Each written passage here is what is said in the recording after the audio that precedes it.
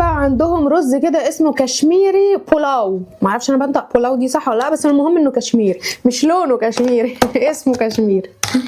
ده فيه كاشو، باين عليه الرز ده ساده ب 157 جنيه. الاكل الهندي غالي قوي يا خال.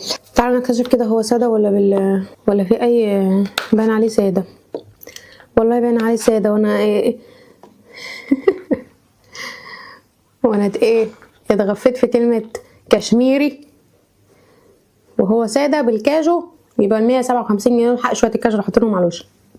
ده رز بسمتي فيه كميه حبهان رهيبه وزبيب وكاجو، طعمه حلو بصراحه، مش وحش يعني، بس ايه طبعا محدش يجيبه لوحده لانه هيبقى ساده جدا. في بقى شويه صوصات هنا كده انا عارفاها دقتها قبل كده، بس انا لازم ادوقها معاكم برده تاني. الشيء الاحمر ده اللي هو التمر الهندي اللاذع قوي ده وحرق شويه. وده طبعا اكيد زبادي بالنعناع، ريحته ولونه جمال جدا، تحفه. زبادي بالنعناع ده خطير، طعمه وريحه. وده فلفل حراق مشطشط مخلل بالصوص كده،